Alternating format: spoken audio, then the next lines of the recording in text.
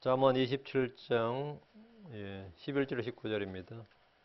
잠언 27장 11절 19절이 오늘은 쇠가 쇠를 예리하게 하는 것 같이 쇠가 쇠를 예리하게 하는 것 같이 잠언 27장 17절 같이 했습니다.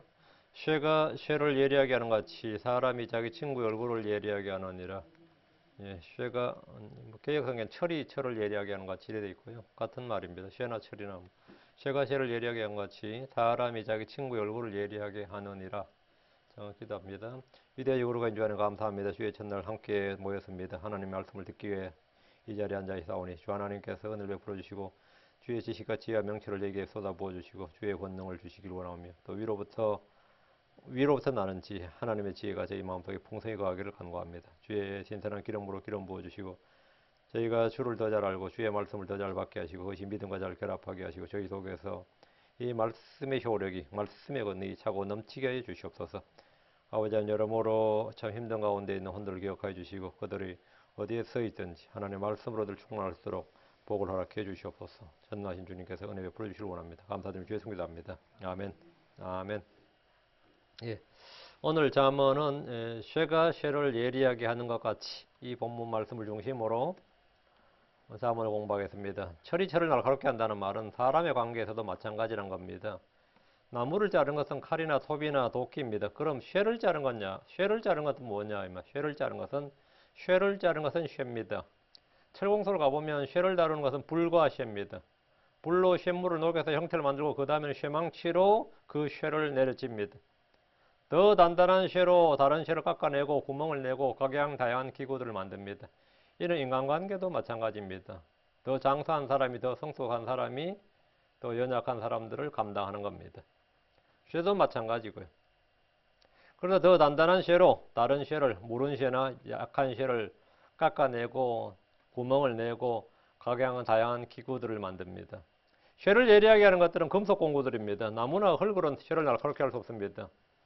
숫돌에 쇠를 갈기도 하지만 약한 칼날을 가는 정도지 쇠를 갈지는 못합니다. 오히려 돌이 갈리죠. 쇠가 쇠를 예리하게 합니다. 이와 같이 사람을 예리하게 만드는 일도 짐승이 할 수 있는 게 아닙니다. 쇠가 쇠를 예리하게 한다. 마찬가지 사람이 사람을 예리하게 합니다. 물론 자연환경이 사람의 인성에 큰 영향을 주기도 하지만 사람의 인성을 갈고 닦는 일은 사람을 통해서입니다. 그래서 성경에서 사람 채찍, 인생 채찍, 사람 막대기 이런 말이 나온 겁니다. 인생 채찍, 사람 막대기. 가정에서는 부모를 통해서, 학교에서는 선생을 통해서, 삶에서는 친구들과 만나고 교제하는 사람을 통해서 갈고 다듬어집니다. 대부분의 사람들이 알고 인정하는 것은 나를 가장 많이 갈고 다듬는 것은 다른 사람이 아니다. 누구냐? 배우자입니다. 다음은 자녀들입니다. 제가 아는 목사님도 자신이 성경을 배운 자기 최고의 성경교사는 자기 마누라고 자기 자식이라고 그랬습니다. 자기를 가르치고 자기를 다듬고 성장하게 하고 하는 것은 자기를 가장 괴롭게 하는 게 누구냐 하면 두 여자라 그랬어요. 하나는 마누라, 하나는 자식이라 그랬어요. 자기를 갈고 다듬는 것, 자기를 그렇게 만든 사람은 일리 있는 말이죠. 우리 서정주 시인은 자기를 키운 게 파라리 바람이었다고 하지만 사람의 성격이나 가치관과 기질 등을 형성하는 데 기여하는 것은 대부분 사람입니다.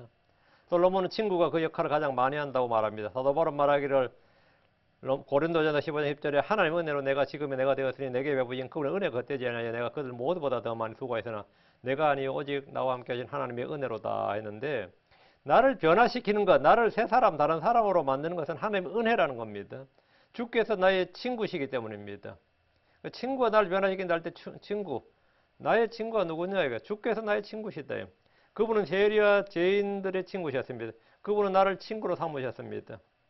누가복음 12장 4절에 내가 내 친구인 너에게 이르노니 몸을 죽이고 그 뒤에는 더 이상 아무것도 하지 못하는 자를 두려워하지 말라. 내가 내 친구인 너희에게 했죠. 저는 예수를 통해서 나의 형제고 친구란 사실에 대해서 언제나 감사하고 감격합니다. 사람으로 그 친구를 보면 그 사람을 알 수 있다는 말을 합니다. 이는 사귐을 통해서 그 사람의 영향을 받고 변화를 받기 때문입니다. 예수님은 우리에게 영향을 받지 않습니다. 우리는 예수님의 영향을 받습니다. 예수 그리스도는 가장 완벽한 친구입니다. 그분은 나를 사랑하실 때 끝까지 사랑하신 친구입니다. 여러분 인생에서 친구라 부를 만한 이웃이나 형제가 있습니까?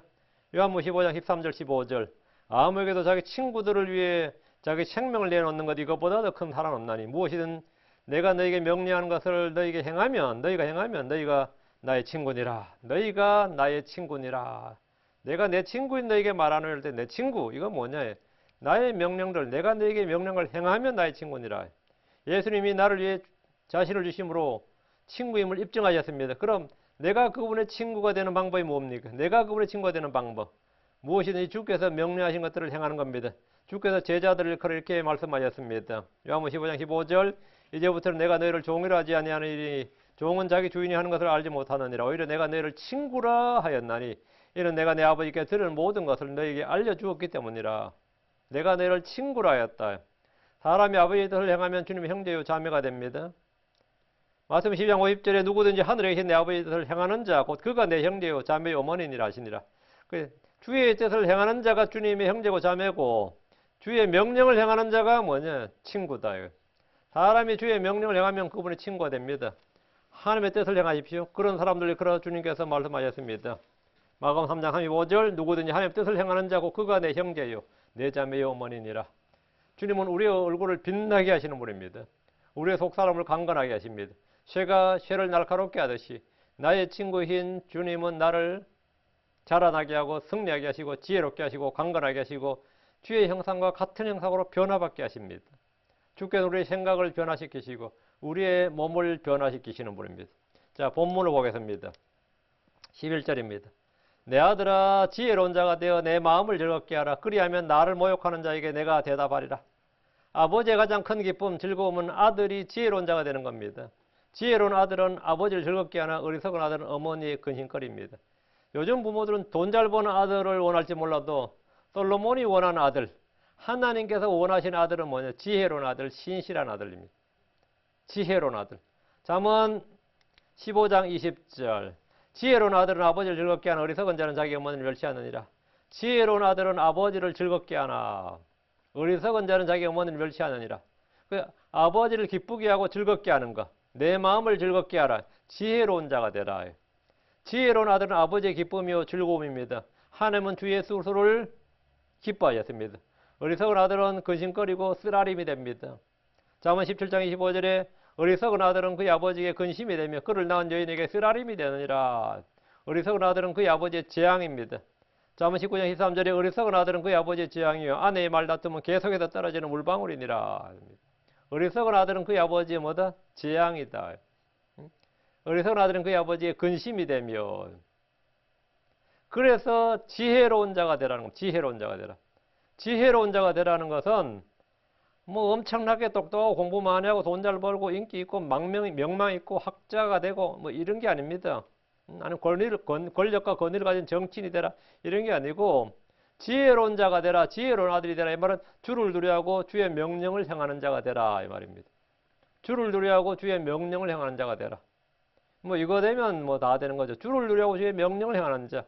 세상에 속한 지혜, 땅에서 나는 지혜, 육신의 지혜, 사람들의 지혜가 아닌 위로부터 난 지혜, 하나님의 지혜를 가진 사람이 되란 말입니다.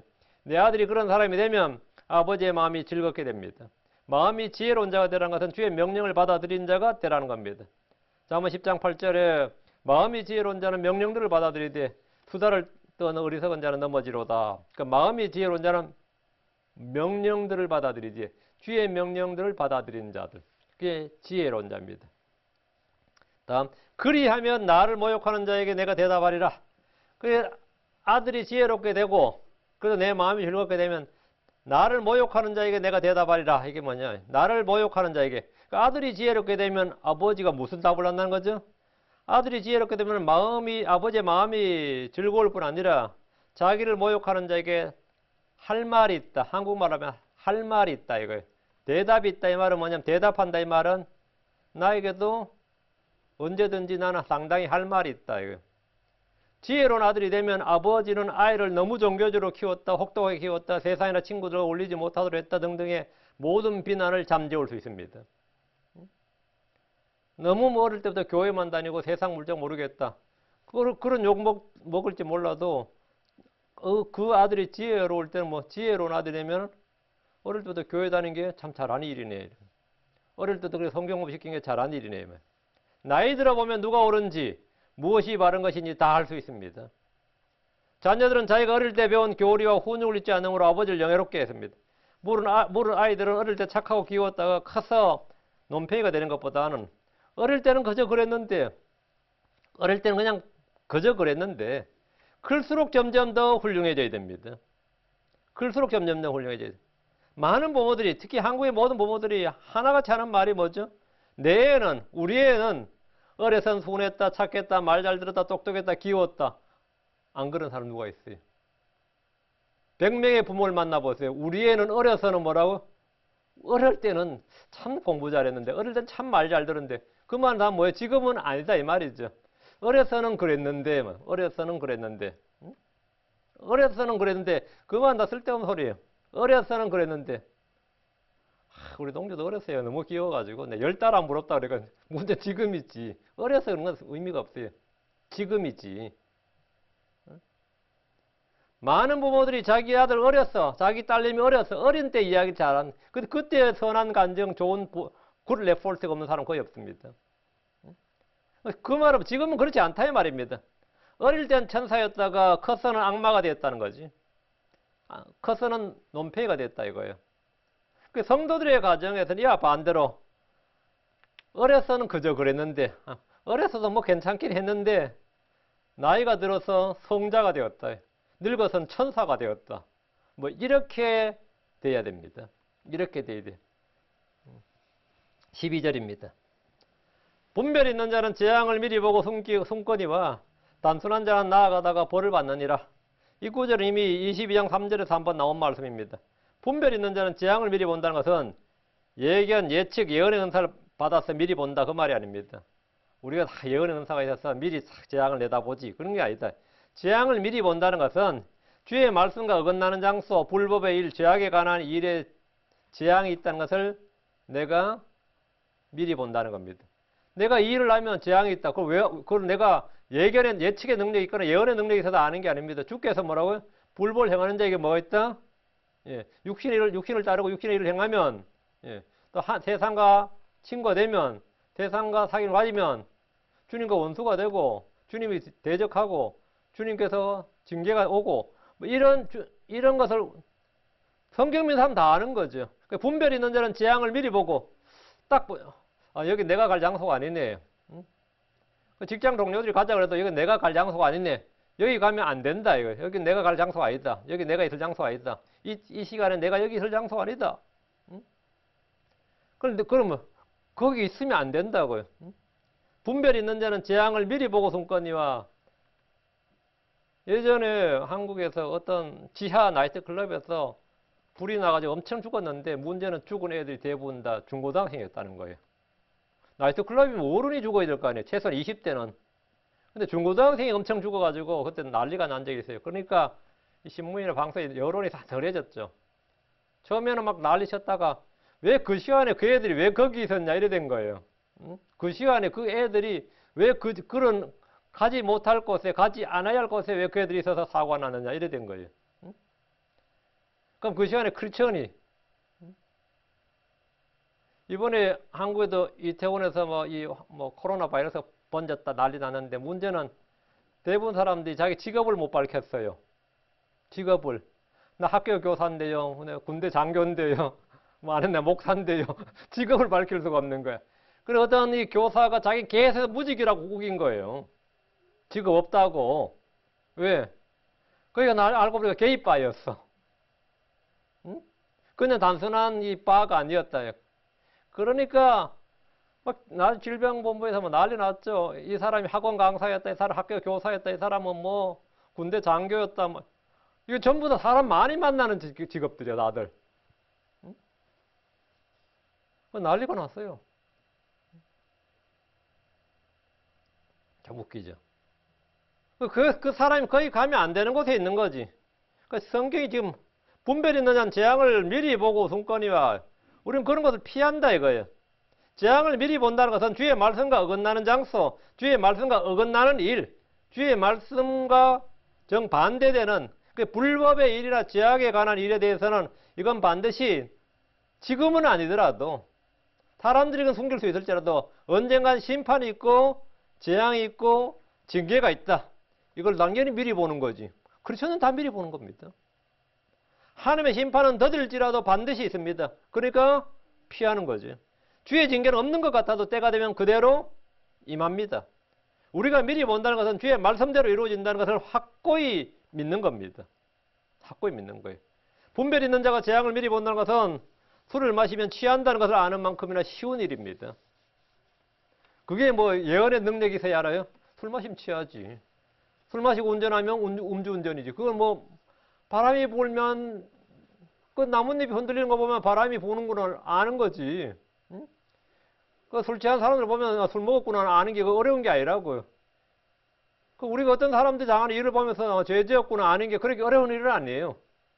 그리고 그 어려운 건 너무나 내추럴한 거예요. 자연스러운 거라고요. 자연스러운 거라고. 거짓말하고 도둑질하면 마음이 불편하고 혼이 불안해지는 것은 그냥 누구나 다 아는 일입니다. 진리를 거슬러 대적하면 나의 혼에 해가 된다는 것. 내 마음의 평안을 잃어버리고 이 재앙이 임한다는 것은 미리 보지 못하는 사람이 바보지. 이거는 미리 보지 못하는 크리스천은 그가 거짓신자입니다. 그런 어리석은 자들은 뿌린 대로 거둔다, 심는 대로 수확한다는 사실조차도 부인하거나 믿지 않습니다. 하나님은 대언자들, 사도들, 교사들을 아니 목자를 통해서 미리 경고의 말씀을 주십니다. 재앙이 임하기 전에 경고의 나팔을 불어서 사람들이 재앙을 미리 보고 피하거나 숨도록 하시는 겁니다. 다 정해진 운명이야. 팔자 속한 대로 가. 그게 아니에요. 성경은 그게 아닙니다. 하나님께서 미리 말씀하시고 나팔을 왜 부는 거예요? 경고를 왜 내는 거예요? 사람이 결정한다는 겁니다. 사람이. 성경에서는 운명론이라는 게 없어요. 개혁성경은 운명이 나온다. 주께서 운명하시니라. 한 구절 나오지. 우리는 운명, 금전이 그 말도 없어요. 소물 거두시니라. Gave up the ghost. 계획은 운명하시니라 한 구절 나오네. 운명론이라는 없습니다. 운명론이라는 없어요. 사람이 자신의 의지적 결정과 선택으로 자율적 의지와 자율적 결정으로 자신이 선택하는 겁니다. 내 인생은 내가 선택하고 그 결과에 대해서도 내가 책임을 지는 겁니다. 그리고 우리는 그래도 심판에서 심판을 받는 거예요. 운명론이면 심판이란 말이 필요가 없는 거죠. 그러나 단순한 자들은 경고를 무시하고 나아가다가 벌을 받습니다. 생명과 사망, 복과 저주, 선과 악은 우리가 선택하는 겁니다. 하늘과 지옥은 각 사람이 선택하는 겁니다. 정해진 게 아닙니다. 누가 하늘로 가고 누가 지옥에 가도록 정해진 게 아닙니다. 하나님은 누가 하늘로 가고 누가 지옥에 가는지 너희가 택하라 이거예요. 이날 너희가 택하라. 행복과 불행은 각 사람의 선택과 자율적 의지에 따른 자율적 선택과 결정에 따른 결과고 책임입니다. 많이들이 남 탓하기 좋아하고 남 탓 못하면 뭐라 그러죠? 사회적 문제다, 구조적 문제라고 핑계를 대지만 결국은 모두 자기 자신의 결정입니다. 한국 사람들은 운명론과 팔자소관에 익숙하지만 주님 우리 각 사람에게 선택하라고 하십니다. 육교 밑을 지나가다가 육교 위를 건너가야지 육교 밑을 지나가는 사람들이 있어요. 그러다 교통사고 나면 애들한테 뭐라 가르치느냐 하면 한국 사람들은요. 반드시 법을 지켜야 된다. 법을 안 지켰다가 저러게 된다. 이렇게 가르쳐야 되는데 뭐라 그러죠? 죽을 놈은 이래도 죽고 저래도 죽는다는 거예요. 죽을 놈은 이래도 죽고 저래도 죽는다. 법을 지켰으면 사는 거지 뭔 소리예요. 하나님 우리 각 사람이 믿은 각 사람의 행위에 따라 갚아주시고 보상해 주시는 분입니다. 성경은 운명론이 아닙니다. 주님은 계획하시고 정하신 일을 미리 알려주고 그래서 미리 알려주니까 우리가 뭐죠? 미리 보고 이 말이에요. 하나님은 예언의 말씀을 주셨단 말이에요. 예언의 말씀은 주님께서 이렇게 말씀을 미리 말씀해 주신 거죠. 모든 경고의 말씀은 다 예언의 말씀이에요. 그러니까 미리 알려주고 각 사람이 믿고 순종하든지 믿지 않고 불순종하든지 그 선택과 결정에 따라서 하나님께서 보응을 해주십니다. 13절 낯선 자를 위해 보증이 된 자의 옷을 취하고 낯선 여자를 위해 보증을 선 자에게서 담보물을 취하라. 이 자문도 이미 앞에서 나온 구절로 반복입니다. 잠언 20장 1절에서 이미 나온 구절입니다. 성경 같은 말씀, 같은 내용을 반복하는 경우가 많습니다. 이는 그것이 우리가 꼭 기억해야 될 중요한 말씀이기 때문입니다. 한국 사람들 중에서 보증을 섰다가 망한 가족이나 친지나 친구들, 이웃들의 이야기를 듣지 못한 사람이 거의 없을 겁니다.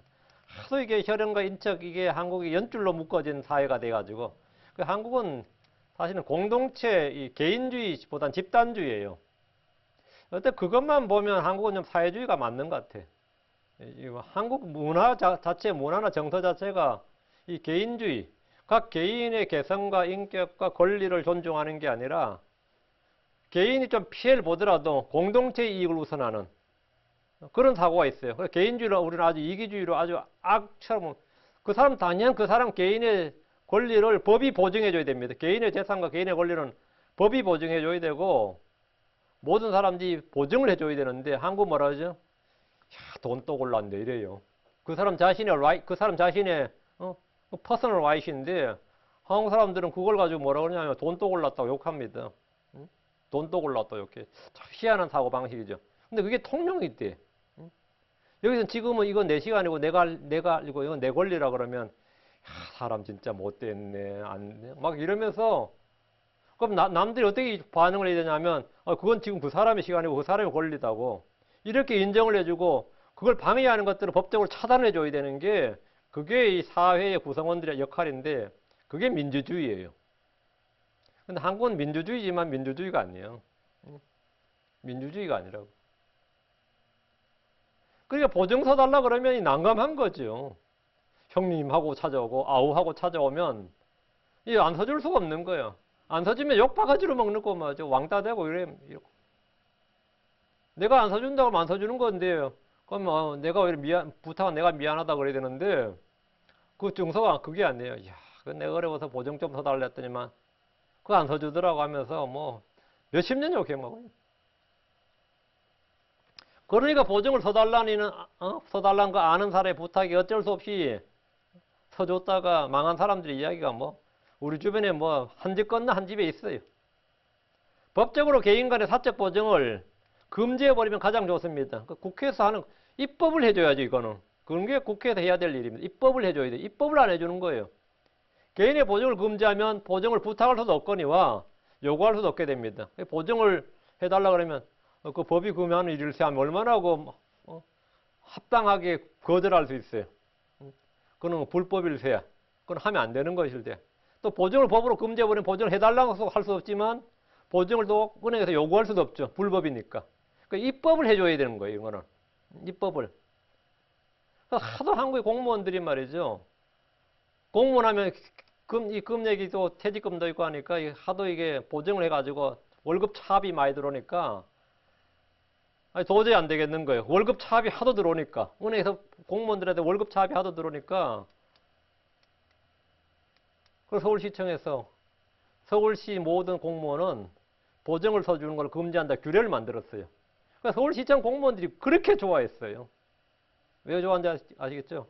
누가 완전히 커피 한 잔 마시고 내려오라도 보증부터 하면 서울시 공무원은 보증을 못 선다네. 이게 너무나 간단한 거예요.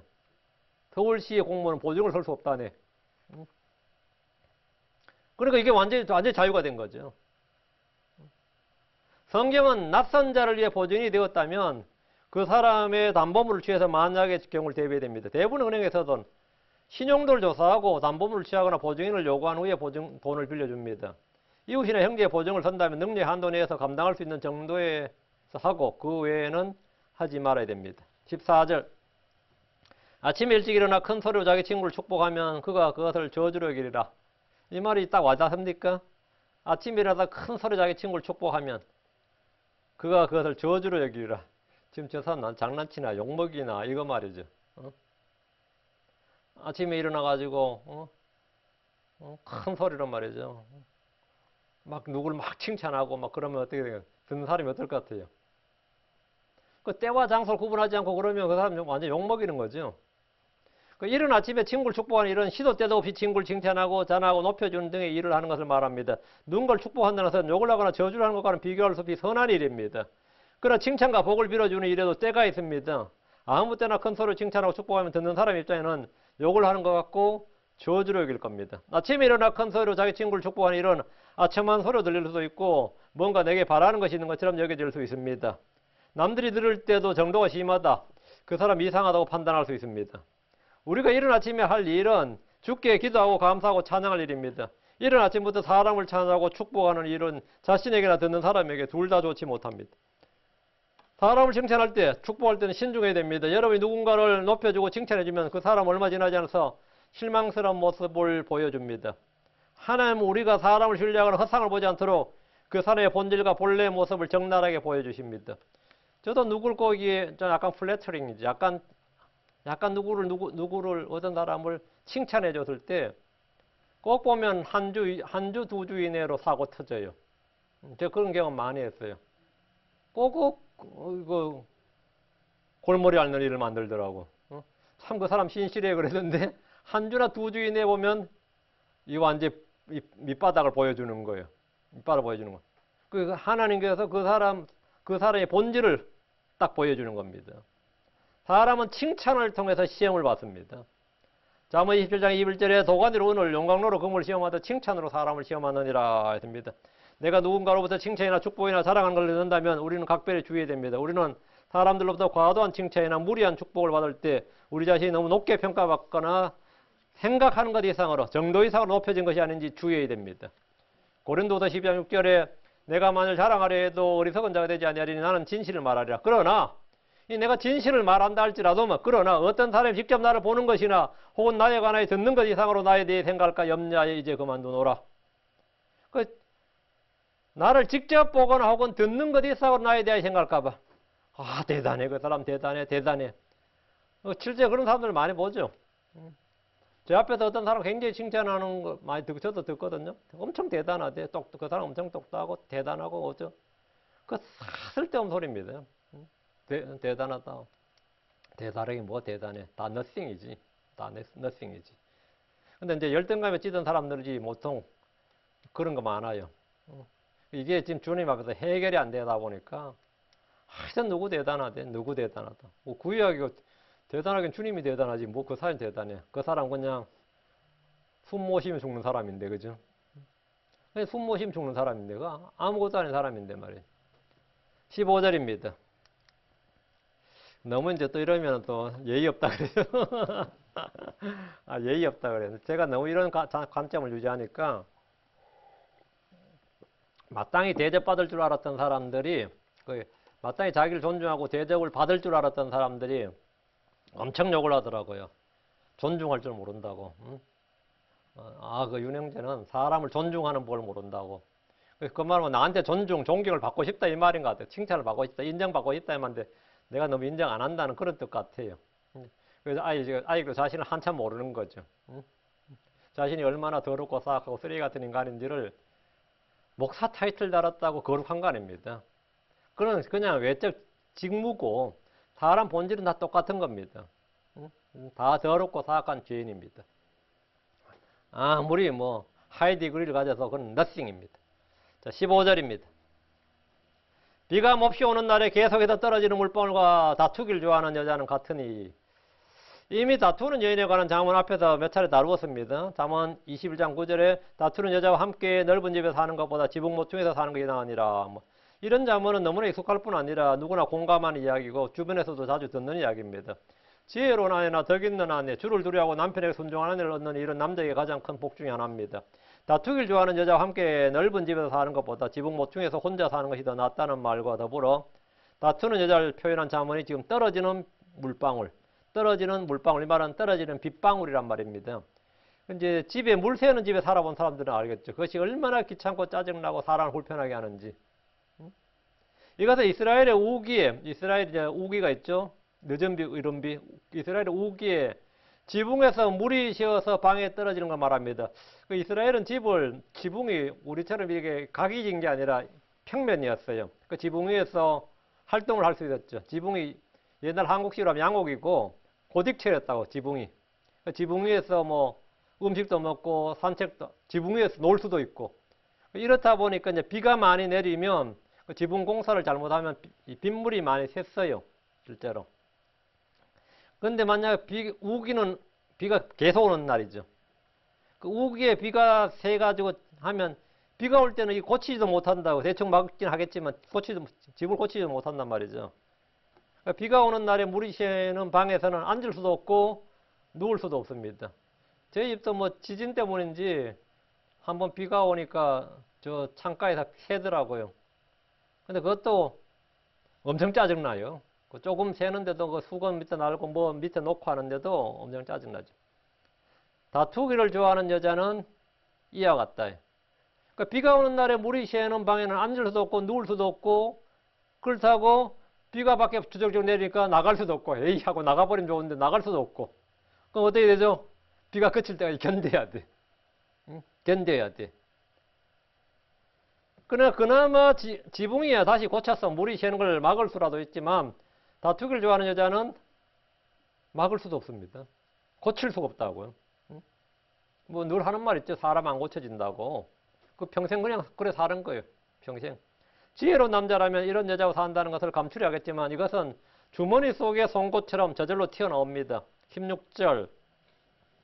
누구든지 그녀를 숨기는 자는 바람을 숨기며 오른손에 향유고 저절로 새는 향유를 숨기느니라. 다투기를 좋아하는 여자를 숨기는 일은 어려운 일이 아니라 불가능한 일임을 지금 말해주는 겁니다. 다투기를 좋아하는 여자는 입을 꿰매지 않는 이상 그 입에서 다툼, 짜증, 불만, 불평, 욕설, 다급함 등이 나오기 마련입니다. 남편을 비롯한 가족들이 아무리 말려도 해결되지 않습니다. 이런 여자를 숨기는 자는 바람을 숨기며 오른손에 향유고 저절로 새는 향유를 숨기는 것 같다. 이건 뭐냐? 안 되는 일이다 이 말입니다. 바람이 불면 그 바람에 부딪히는 것마다 소리를 냅니다. 바람이 부딪히면 나뭇잎조차도 소리를 냅니다. 바람은 그 자체만으로도 소리가 납니다.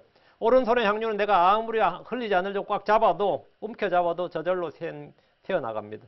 손에 물을 잡아도 움켜잡을 수 없는데 향유는 더 말할 필요도 없습니다. 바람이 불 때 나는 소리는 바람의 정체를 드러내고, 향유에서 나는 냄새는 향유의 존재를 알려듯이 다투기를 좋아하는 여자는 아무리 숨기려 해도 자기를 숨길 수가 없습니다. 어떤 자면은 교회만 가면 문제를 일으킵니다. 그 사람이 집에서는 문제를 안 일으킬 것 같습니까? 교회를 여러 번 옮기는데, 교회를 옮길 때마다 굳게 이번에 가는 교회에서는 잠잠해야지, 조용히 다녀야지, 죽은 듯이 지내야지 결심하지만 며칠 지나지 않아서 시끄럽게 굴고 문제가 터집니다. 이런 사람이 조용히 교회를 다니게 하는 방법이 뭘 같습니까? 한 가지 있습니다. 예. 외국인 교회를 보내는 거예요. 외국인 교회를 보내는 거예요. 잘 못 알아듣고 말을 제대로 하지 못하는 교회로 가면 어쩔 수 없이 조용하게 됩니다. 거기서 이제 조용하게 돼요. 그러니까 모든 사람들이 아주 얌전한 사람, 조용한 사람 그래요. 왜? 못 알아듣고 말 못하니까. 다투기를 좋아하는 것은 성격이나 기질의 문제 이전에 그것이 마음의 문제고 제 문제라는 사실을 인식하고 사람들 간의 문제가 아니라 주 앞에서 그 문제를 다루어야 됩니다. 아, 이거는 내 성격이나 기질의 문제가 아니다. 이것은 나의 죄 문제다. 이건 죄 문제다. 이렇게 인식을 해야 됩니다. 그리고 주 앞에서 그 문제를 다루어야 됩니다. 17절. 쇠가 쇠를 예리하게 하는 것 같이 사람이 자기 친구의 얼굴을 예리하게 하느니라. 쇠가 쇠를 예리하게 한다는 것은 누구나 아는 사실입니다. 일반적으로 쇠는 가장 강한 물질로 알려져 있습니다. 그래서 쇠몽둥이, 쇠망치 이런 말을 씁니다. 쇠가 쇠를 예리하게 하듯 사람이 자기 친구의 얼굴을 예리하게 합니다. 쇠를 가는 것이 쇠고, 쇠를 두들기는 것도 쇠고, 쇠를 날카롭게 하는 것도 쇠입니다. 사람은 진흙으로 지음받았는데도 사람을 날카롭게 하는 것은 사람입니다. 어떤 짐승도 나를 가르치거나 친교를 나누거나 나를 돕는 자가 되지 못합니다. 아무리 반려동물이니 자식 같은 짐승이니 해도 짐승은 짐승일 뿐이지 사람이 아닙니다. 개나 고양이에게 깊은 정을 주는 사람들도 있지만 사람에게 중요한 것은 사람입니다. 사람은 처음 창조된 날부터 둘이었습니다. 하나님은 사람이 홀로 있는 것을 보시고 좋지 못하다. It's not good. 홀로 있는 건 좋지 못하다. 이렇게 여자를 지으셨고 이 둘이 한 몸을 이루게 하셨습니다. 사람은 둘 이상이 있어야 서로 돕고 서로 섬기고 서로 가르치고 서로 세워주라고 합니다. 사람은 아무도 홀로 살 수 없습니다. 우리 뭐 홀로 서기 하죠. 사람은 아무도 홀로 설 수가 없습니다. 아무리 혼자 책을 읽고 공부한다고 해도 사람에게 직접 배우는 것과는 전혀 차원이 다릅니다. 교회가 믿는 자들의 모임이라는 사실을 기억하십시오. 우리가 모이는 일에 힘써야 하는 것은 서로 해야 될 일, 함께 해야 할 일들이 있기 때문입니다. 불교를 비롯한 대부분의 종교는 홀로 깨닫는 것이 중요하지만 크리스천들은 언제나 함께 해야 됩니다. 모두가 서로에게 지체이기 때문입니다. 사람이 자기 친구의 얼굴을 예리하게 한다는 것은 지적인 면에서뿐만 아니라 모든 면에서 그러합니다. 친구를 통해 배우는 것이 있다면 그것은 사람의 마음에 즐거움을 주고 얼굴의 표정을 빛나게 해줍니다.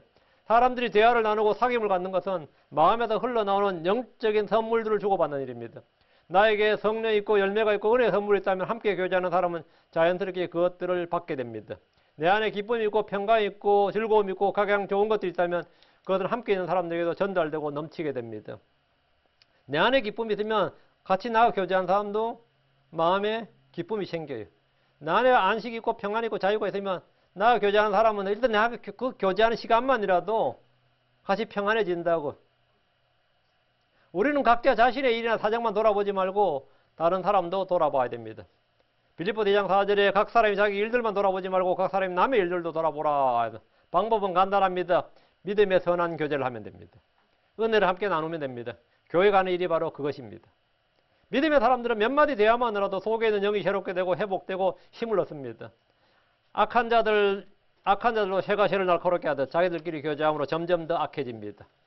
다시 17절. 쇠가 쇠를 예리하게 하는 것 같이 사람이 자기 친구 얼굴을 예리하게 하느니라. 이 구절은 보통 경쟁을 통한 발전, 시기나 질투를 통해서 서로가 날카로워지는, 예민해지는 것들을 표현하는 말로도 사용됩니다. 그냥 하는데, 나하고 비슷한 사람이 지금 막 발전해 나가고 있다, 성장해 나가고 있다, 잘하고 있다. 그럼 나도 속에서 불일듯이 뭐가 일어나요? 이 경쟁심이라는 게 컴피티션이라는 게 말이죠. 이 공부도 안 하다가 누가 그걸 했다 그러면 그때부터 책을 잡는 거예요. 사람이 그런 게 있어요. 쇠가 쇠를 예리하게 하는 것 같이 서로가 서로를 날카롭게 한다는 겁니다. 혼자 있으면 느슨하지만 누가 옆에서 자극을 주고 경쟁심이나 투쟁심을 불러일으키면 함께 발전하게 된다는 겁니다. 이 역시 일리 있는 말입니다.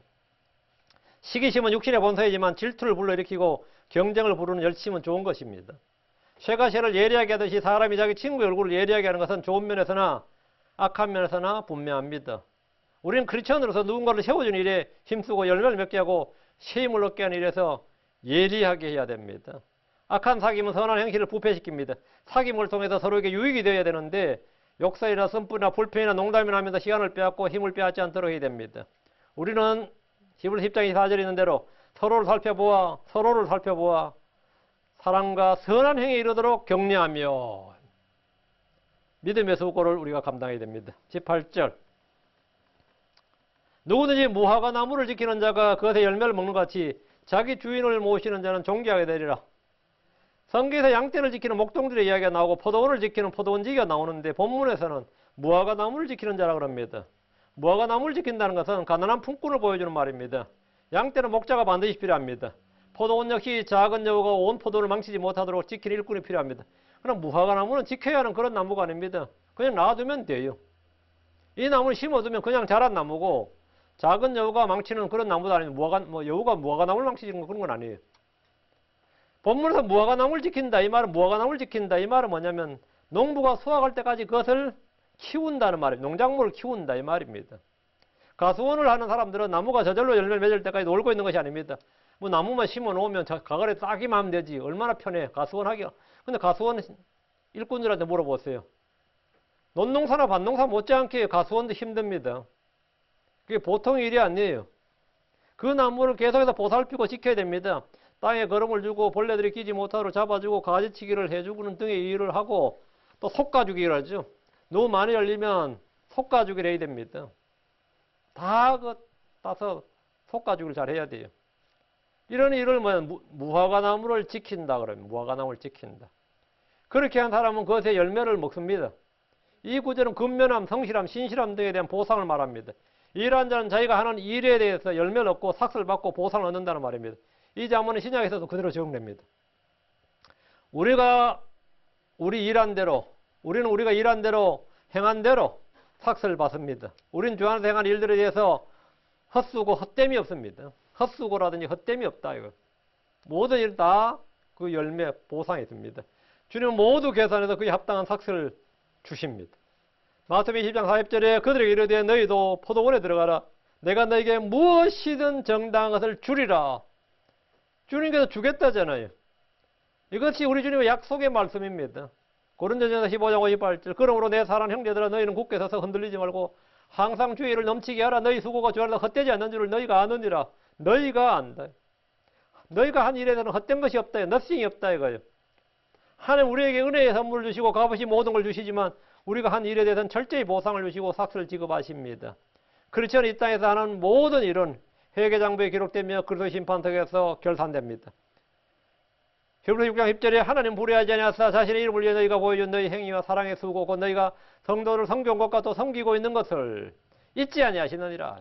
구원은 우리의 행위에 따라 준 것이 아니라 하나님의 은혜입니다. 그런데 여기서 많은 크리스천들이 오직 은혜만 외치며 행위무용론, 율법무용론을 흘러가는 경우가 있습니다. 구원은 행위가 따르지 않아도 보상은 행위에 따릅니다. 보상은 나의 행위에 따릅니다. 주께서 계시록 2장 23절에 또 내가 너희 행위에 따라 너희 각 사람에게 주리라. 계시록 20장 12절에 보라 내가 속히 오리니 내가 줄 보상이 내게 있어 각 사람의 그의 행위에 따라 주리라. 구원받은 이유는 뭐냐? 행위가 중요합니다. 믿는 이유는 믿음의 행위가 중요합니다. 사랑한다. 사랑의 수고가 중요해요. 보상과 상속과 유업, 영광, 상급 등은 구원과 달리 철저히 행위와 수고와 섬김과 노동에 따라 주어지는 겁니다. 고린도전서 3장 8절에 이제 심는 자와 물 주는 자는 하나이며 저마다 자기의 수고에 따라, 이게 수고가 labor입니다. His labor, 자기의 수고, 그의 노동에 따라 자기의 보상을 받으리라. 우리가 말로 다 수고라고 번역했는데 그 수고 전부 다 labor의 노동입니다. 우리는 뭐야? 노동에 따른다. 노동에 따라서 자기가 한 일에 따라서 리롤드가 주어진다는 겁니다. 다시 8절 자기 주인을 모시는 자는 존귀하게 되리라. 이 구절은 성경의 신분제도라고 말합니다. 그러나 우리가 알듯이 구약시대 유대인들은 모두가 형제였습니다. 구약의 12지파는 다 형제였어요. 그러니까 종이나 노예가 없죠. 다 형제인데 어떻게 종이 있어요? 어느 지파도 종이 아니죠. 뭐 유다 지파가 베냐민 지파를 종으로 삼을 수는 없잖아요. 그러다 다른 지파가 단 지파를 종으로 삼을 수도 없고 다 형제라고. 유대는 노비제도 없다고. 노예제도가 없었다고. 12지파는 땅의 크기와 인구수는 달랐지만 그들은 모두가 아브라함, 이삭, 야곱의 아들들로 한 형제였습니다. 종들은 돈을 주고 사오거나 전쟁 포로를 통해서 얻는 겁니다. 자국민을 노예로 삼는 일은 없습니다. 조선처럼 말이죠. 조선은 양반들이 노예가 재산이기 때문에 노예를 양산하기 위해서 굉장히 애를 썼습니다. 노비를 양산하기 위해서. 그래가지고 양인들한테 노비 여자를 시켜서 저 자식은 뺏는 거죠. 왜? 노비니까. 그 노비가 계속 늘어나는 거예요. 같이 노비끼리 결혼하면 어차피 뭐 노비 돼봐야 수가 안 늘어나잖아요. 이게 아주 사악한 제도였어요. 혹빚을 갚지 못해 종이 되는 경우가 있는데 이런 때에는 안식년이나 희년이 되면 풀어줬습니다. 그리스도 안에서는 모두가 한 형제고 한 지체입니다. 그리스도 안에서는 유대인과 이방인, 남자, 여자의 차별이 없습니다. 물론 초대교회에서도 종들이 있었습니다. 바울서 신서에도 주인들 종들이 나옵니다. 로마를 비롯한 대부분의 나라들에서 신분제 국가였기 때문에 이거 뭐 어쩔 수 없었던 거죠. 신분제 국가였다고. 그래서 종들에 대한 규례들이 있어요. 성경에 종들에 관한 규례들이 있는데 종들은 육체에 따라 주인된 자들에게 두려워하고 떨며 단일한 마음으로 선조하기를 그리스도께 하라 이렇게 합니다. 사람들을 기쁘게 하는 자들 같이 눈으로 섬기지 말고 그리스도의 종들로서 마음으로부터 하나님의 뜻을 행하라 이렇게 되어 있습니다. 자, 성경에는 슬레이브란 말이 없습니다. 창세기부터 계시록까지 노예, 슬레이브 없어요. 이제 노예 제도가 계시록에 사람들 혼을 주고 파는 장면이 나옵니다. 이제 대환란 때죠. 이 마켓에 사람들을 주고 파는 게 나와요. 대환란 때 다시 지금 전 세계 뭐 노예제도, 신분제도 해결됐다 하지만 대환란 때 다시 그것이 복구되는 거예요. 다시 혼들 주고 파는 게 나옵니다. 근데 성경에서는 슬레이브라고 없다예요.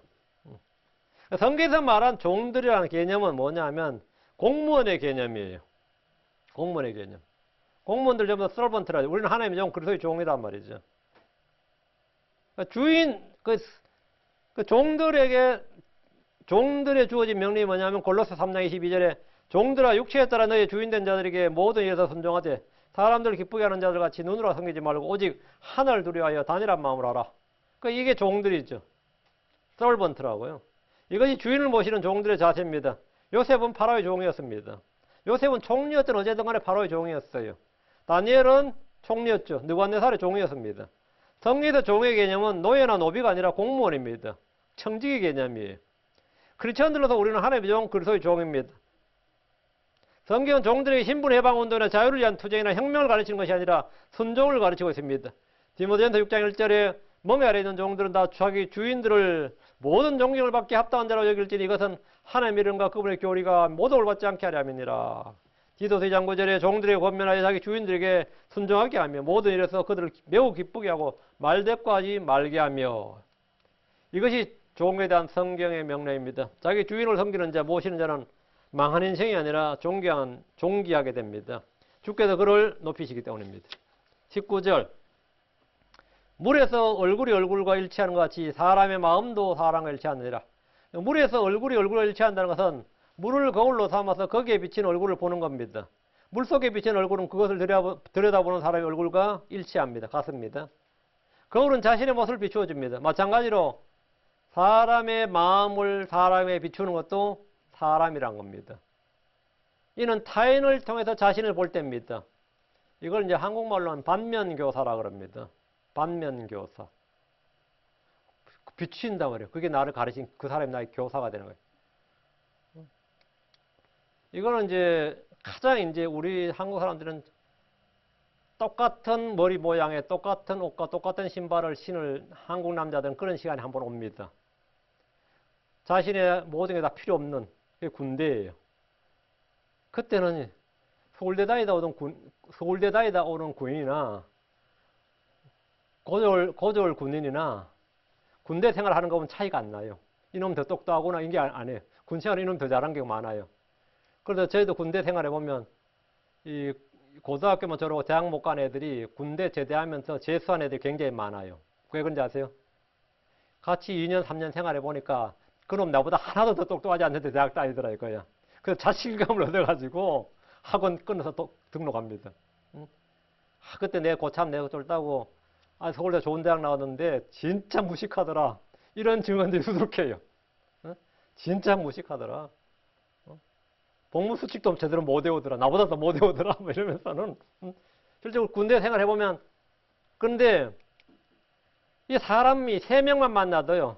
한 명하고 약간 더 친하고 한 명하고 갈구리가 꼭 한 명 나를 갈구는 사람이 한 명 나타나 있습니다. 뭔가 이 천적 관계가 있어요. 그런데 이 천적 관계를 제가 자세히 이제 군 생활하면 26개월, 제가 한 26개월 정도 더 했는데 딱 이제 저는 그런 걸 잘 관찰하거든요. 딱 관찰해보니까 누가 누구에게 천적이 되는 걸 잘 봤는데 자기와 같은 성격의 사람이 들어오면 그놈과 그놈은 천적이 돼요. 응? 희한하더라고. 그 잔머리를 잘 굴리는 애가 있어요. 그 잔머리를 잘 굴리는 사람을 잡는 잔머리꾼이 하나 있어. 그 잔머리꾼이 이 잔머리 굴리는 사람을 잡아 완전히. 제대할 때까지 잡아요. 근데 그게 왜 그런 거잖아요. 그 남에게서 자기 모습을 보는 꼴이 너무 싫은 거예요. 견딜 수가 없는 거예요. 그래서 걔를 그렇게 잡는 거예요. 근데 그거는 뭐 다 마찬가지입니다. 다 마찬가지. 여러분도 어쩔지 모르겠지만 여러분 자식을 통해서 아니면 자기 손자 손녀를 통해서 뭘 볼 것 같아요? 자기 모습을 봐요. 그럼 뭐 엄청 기뻐요? 아니면 이거 난감해요? 응? 그게 내 모습이 딱 나타나는 거예요. 아니면 우리 아버님 모습이 딱 나타나는 거예요. 우리 어머니 모습을 딱 보면 아이고 진짜 고개가 저절로 좌우로 막 흔들릴 때가 있지. 저절로 좌우로 흔들릴 때가 있어요. 근데 그게 친척이나 신이시면 피는 못 속인다 그런 말 쓴다 치고 전혀 타인에게서 어떻게 나하고 똑같은 모습을 보게 되면 그 둘은 완전히 뭐 쌍이다 뭐 이렇게 하면 진짜 확 나죠. 흔히 사람들은 남에게서 자신의 모습을 똑같이 볼 수 있습니다. 뭐 자식이 나를 비추는 거울이 될 때도 있고 형제나 친구에서 그런 모습을 볼 때도 있습니다. 다른 사람의 말이나 행동을 통해 배우는 것 중에 하나는 사람의 마음, 사람의 탐욕, 정욕이 거의 다 비슷하다 또는 같다는 겁니다. 사람마다 다 다르지 이게 말이 되죠. 그럼 다 그렇다고 그래요. 근데 사람마다 다 똑같아. 그것도 말이 되죠. 이게 모순되는 말이 아니에요. 사람마다 다 다르지. 또 우리가 사람이 얼마나 잘 변하는지 아냐 그러면 전부 다 안 맞다 그러죠. 사람 절대 안 변한다는 다 맞다 그래요. 이 앞뒤 말만 딱 따놓으면 전부 다 모순되는 말 같은데 그 전혀 모순이 아니라고. 사람은 다 각자 개성이 다르고 다 입맛이 다르고 다 취향이 다르고 다 뭐 추구하는 꿈이 다르고 근데 뭐라 그러죠? 사람 마음 다 거기다. 사람 다 똑같다. 사람 다 똑같다. 사람의 입맛은 다 다를지 몰라도 탐식하는 마음은 다 똑같아요. 나는 고추장찌개, 된장찌개, 김치찌개, 찌개 하면 냄새나고 딱 질색이다 할지 몰라도 그 사람이 맛있는 음식을 탐식하는 마음은 뭐라고? 이놈이나 그놈이나 똑같다고. 이놈 다른 데서 찾겠지. 탐식하는 마음은 똑같다고요. 응? 그럼 나는 이것 좋아하고 이 사람 이것 좋아할지 몰라도 먹고 싶은 마음은 다 똑같다고요. 응? 먹고 싶은 마음은 다 똑같단 말이죠. 육신의 정욕은 다 똑같습니다. 다 달라 보여도 똑같아요. 사람의 본질은 다르지 않다 이 말입니다. 세상에는 똑같은 사람이 한 명도 없다 하더라도 마음을 보면 그 사람의 마음을 보면 다른 사람이 하나도 없습니다. 다른 사람이 하나도 없어요. 그래서 성경은 마태복음 7장 12절에 그러므로 무엇이든지 사람들이 너에게 해주길 바라는 그 모든 것을 너희도 그들에게 그대로 하라. 이것이 율법의 대언자들이니라. 이게 뭐래요? 무엇이 사람들이 너에게 해주길 바란 대로 너희도 그대로 하라. 그 말은 뭐예요? 사람 다 똑같다 이 말이에요. 사람 다 똑같다. 사람 다 똑같으니까 그 남들이 나한테 해주길 바라는 대로 나도 해주면 그놈도 좋아한다 이 말이죠. 그 사람 딱 질색이 실거봤나 그렇지 않단 말입니다. 왜? 사람 마음 다 거기서 거기고 똑같기 때문이다 이거예요. 그 율법과 대언자들이 어려운 것이 아닙니다. 성경이 어려운 게 아니에요. 나와 다른 사람들의 마음이 다르지 않다. 같다는 걸 알고 행하면 됩니다. 이거 하면 내가 귀찮은 일은 저놈도 귀찮겠지 생각하면 맞는 거고, 내가 싫으면 저놈도 싫겠지, 내가 좋으면 저놈도 좋겠지, 내가 탐내면 저놈도 탐내겠지, 뭐 그런 거예요. 그게 제가 이제 군에 가서 시간이 막 남을 때 바둑을 좀 배우고 싶어가지고 그 바둑 좀 두는 애한테 야 바둑 좀 가르쳐줘. 나 바둑 지금도 잘 못 둡니다. 시간이 너무 걸려 보니까. 이거 시간 낭비라 생각해서 제가 안 했어요. 시간이 너무 걸리더라고. 한 판 두고 나면 그래서 이제 한량들이 하는 짓이지. 두뇌 스포츠다 좋다는, 취미생활 좋다는 건 알겠는데, 시간이 너무 잡혀, 이거는. 그러죠. 근데 그 애가 한 말, 한마디는 기억해요. 다른 건 필요 없고, 딱 한마디는 그건 참 좋은 격언이었어. 그게 뭔지 아세요? 제일 좋은 수는, 내가 꼭 놓고 싶은 수는 상대방도 꼭 놓고 싶은 곳이다. 그래요. 상대가 꼭 놓고 싶은 곳은 꼭 내가 놓고 싶은 곳. 이거 상당히 일리가 있는 말이에요. 응? 그건 굉장히 유명한 격언이에요. 내가 탐내는 거 남도 탐내요. 내가 꼭 갖고 싶다. 남도 이 마음은 다 사람 마음 다 거기서 거기다. 그래서 이 율법이 나온 겁니다. 무엇인 사람들이 너에게 해주길 바라는 모든 것을 너희도 그들에게 그대로 하라. 이게 성경 황금률이라고, 황금률. 나와 다른 사람들의 마음이 다르지 않다 이 말이. 나와 남이 같다는 것을 알고 행하면 된다는 겁니다. 사람의 마음도 서로 일치하기 때문에 나와 남의 마음이 다르지 않기 때문에 남이 나에게 해주기를 바라는 대로 해주라. 이게 바로 19절입니다. 19절의 잠언입니다. 오늘은 여기까지. 다음 시간에 계속해서 하겠습니다. 기도합니다. 위대하 여고로가 인주하는 감사합니다. 하나님께서 오늘 주신 말씀을 저희가 듣고 선포했습니다. 아버지 하나님께서 계속해서 저희가 하나님의 말씀으로 살아갈 수 있도록 믿음을 더해 주시고, 말씀을 사랑하는 마음을 주시고, 그 열정을 주시고, 말씀에 대한 갈망을 주시기를 원합니다. 또 깨닫는 마음도 허락하여 주시기를 원합니다. 전나인 주 하나님께서 은혜를 베풀어 주십시오. 저희 교회 모든 성도들이 주의 말씀에 능한 종이 되기를 원하고, 믿음이 강성해지고 자라나기를 원합니다. 아버지 하나님, 저희 교회가 점점 더 믿음에서 또 주를 기쁘시게 하는 데에서 성장을 하도록 도와주시옵소서. 감사드리며 주의 성기도합니다. 아멘. 아멘.